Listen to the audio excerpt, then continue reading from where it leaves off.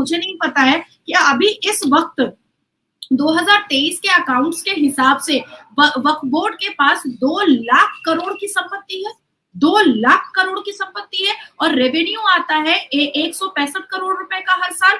तो ये पैसा हमारे और आपके और मुसलमान बच्चियों और बच्चों की शिक्षा में तो नहीं लग रहा है, उनकी सेहत में तो नहीं लग रहा है, उनकी उन्नति में तो नहीं लग रहा है, तो ये पैसा जा कहाँ रहा है?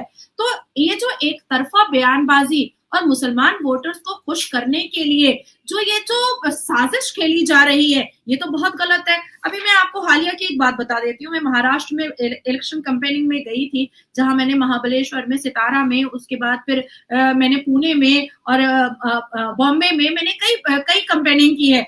1993 में जो कन्विक्ट था इब्राहिम मूसा, जो याकूब मेमन का करीबी था, जो बॉम्ब ब्लास्ट में साथ में था, उसको उद्धव ठाकरे की पार्टी जो है उससे कैंपेनिंग करवा रही है। आप बोलिए कि उद्धव ठाकरे कितना नीचे गिर गया है भाई। इसने तो बाला साहब ठाकरे का नाम डुबा दिया। इसने तो बाला साहब ठाकरे की जितनी भी रूल रेगुलेशन थे और वो जितने बड़े हिंदुत्ववादी थे, वो तो सारा इसने डुबा दिया। अब मैं मुसलमान अंबर, आप मुसलमान अंबर, क्या हम लोग याकूब मेमन को कभी भी मुसलमान कौम का एक मसीहा मान सकते हैं?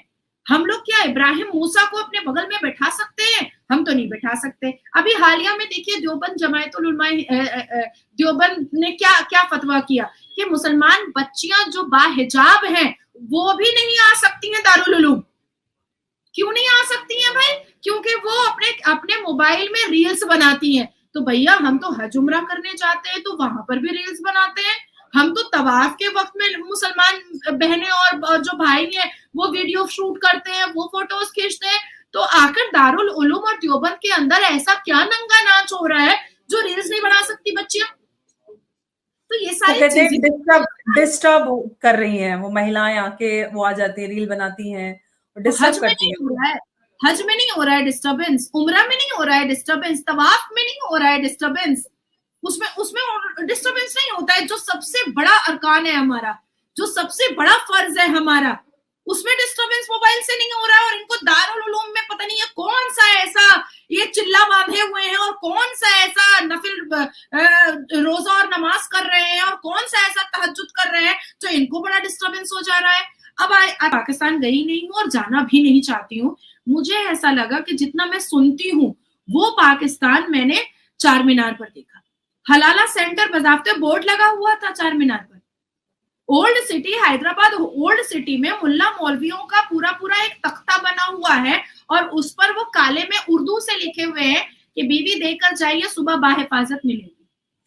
ये बात अब मैं 2015-16 से कहती आई। मेरे पास इस तरह के बहुत सारे बोर्ड्स की फोटोज और सारी चीजें हमने पूरी फाइल बनाई थी, लेकिन लोग मान नहीं कहते कि स्पॉन्सर्ड है, बीजेपी आरएसएस करा रही है। मैं देख करके आई हूँ, मैं वीडियोस करके आई हूँ, मैं हमारे भी समाज के लोग इस बात पे बिलीव नहीं करते कि ऐसा कुछ सच में हो रहा है। अच्छा, जिनका निकाह मस्यार हुआ है, जिनका निकाह मुत्ता हुआ है, जिन बच्चियों का, मैं उनसे बात करके आई हूँ और उसके वीडियोस मेरे पास है। अब क्या हुआ, असदुद्दीन अवैसी के घर की औरतें तो जरूर हज की होंगी, हर हाल में की होंगी, उम्रा भी की होंगी। तो वहां पर तो जब हम एहरम जब हम डालते हैं तो उसमें तो नाक से ठुड्डी तक, चिन तक हम नहीं छुपा सकते, नहीं तो हमारा दम ही नहीं होगा, हमारा वजू ही नहीं होगा, है ना।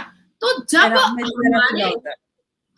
चेहरा पूरा खुला होता है, तो जब हमारे सबसे बड़े फर्ज में, सबसे बड़े फराइज में, सबसे बड़े अरकान में हज और उम्रा के वक्त में जब हम चेहरा नहीं छुपा सकते, तो फिर देश के सबसे बड़े इलेक्शन में अगर चेहरा आइडेंटिफाई कोई लेडी प्रिसाइडिंग ऑफिसर कर ही रही है तो इसमें गुनाह क्या है? मतलब हिजाब तो एक बहाना था, बोगस वोट करवाना था। तो ये बहुत बात ये मुस्लिम मजहब के ठेकेदार जो झूठ मूठ का दाढ़ी टोपी लगा करके बैठे रहते हैं, इनको भी बहुत अच्छे से पता है कि मुस्लिम खवातीन जो है, मुस्लिम औरतें जो हैं, वो अब इनके हाथ से रेत की तरह मुट्ठियों से फिसल चुकी हैं और इनकी अश्लीलता को और बेहूदगी को हम बहुत अच्छे से समझ चुके हैं। अवैसी को यह बात पता देना पड़ेगा कि हैदराबाद में 40 साल में कितनी मुसलमान बेटियां जज, बैरिस्टर, वकील, इंजीनियर, डॉक्टर, प्रोफेसर, मजिस्ट्रेट और टीचर बनी है। ये डेटा दे दो मुझे। कितने मुसलमान लड़के बैरिस्टर बने। चलो अवैसी तो बाहर से पढ़कर आया, एक बीवी फिरंगी है, अंग्रेजन है, एक बीवी भारत की है और एक बीवी पता नहीं कहाँ की है, वो भेद खुल नहीं पाया है अभी तक। तो आप तो पढ़ करके बाहर से बैरिस्टर का डिग्री लेकर के आए हैं, आपने अपने स्पीच के माध्यम से हैदराबाद के कितने मुसलमान लड़कों को बैरिस्टर, वकील, इंजीनियर, डॉक्टर बनाया, उसका डेटा दे दो मुझे। अरे अवैसी वही है ना जिसके मन से पाकिस्तान जिंदाबाद के नारे लगते हैं। असदुद्दीन अवैसी रजाकार फौज का आखिरी चश्मो चिराग तो वही है ना जिसकी भीड़ से औरंगजेब जिंदाबाद के नारे लगते हैं। तुम संविधान मानने को तैयार नहीं हो, तुम्हारा छोटा भाई जो है वो बोलता है 15 मिनट के लिए पुलिस हटाओ तो गला काटेंगे। तो ये सारे जो तो इनफैक्ट औरंगजेब के मजार पे भी गए थे वो छोटा वाला तो औरंगजेब का ही पुजारी है, वो तो औरंगजेब का ही पुजारी है। अरे औरंगजेब का वो सबसे बड़ा मुरीद है। और ये कांग्रेस में जितने भी परिवार वाले हैं, देखिए राहुल बाबा 2005 में गया था अपने बाबर के कब्रिस्तान में, नेहरू गया था बाबर के कब्रिस्तान में, इंदिरा गांधी गई थी बाबर के कब्रिस्तान में। ये दिल में जो है आप खुल के बोलो ना। देखिए अंबर, आप भी फक्र से कहती हैं कि आप मुसलमान हैं, मैं भी फक्र से कहती हूँ कि मैं मुसलमान हूँ, लेकिन मुसलमान इस्लाम को बदनुमा शक्ल देने का जो कार्य कर रहे हैं मौलवी मुल्ला, हम उसको नहीं मानते, हम उसको बिल्कुल मुंह पर जवाब देते हैं। तो उसी तरीके से जो जिस धर्म का पालन करता है उसको वो बोलना चाहिए। अब अवैसी क्या है, वो रजाकार फौज का आखिरी चश्म चिराग है और अपने परदादा और दादा अब्बू के अधूरे काम को पूरा करने के लिए हैदराबाद में बैठा हुआ है, एकदम बैठा हुआ है। और देखिए अंबर, मुझे ऐसा लगता है ना कि पाप जो है ना वो बाप को नहीं छोड़ता है, हम जैसा बोते हैं हम वैसा पाते हैं। मैं बहुत बड़ी कर्मा बिलीवर हूँ और मैं एकदम मतलब खुले मुंह से कहना चाहती हूँ कि karma is bitch, karma is bitch. हाँ, आप जैसा बोलिएगा आप वैसा पाइएगा, बुरे कर्मों का फल बुरा ही मिलता है। जो प्रियंका वाड्रा से लेकर के मुसलमान तक को शुक्राने की नमाज पढ़नी चाहिए कि हम लोग भारत में जन्म लिए हैं, हम लोग भारत में रह रहे हैं, शुक्राने की नमाज पढ़नी चाहिए। आज देखो सोच समझ करके अवैसी, मदनी, बुखारी, रशीदी सब जवाब देने की कोशिश करें कि हमारे भारत में जितने मुसलमान रहते हैं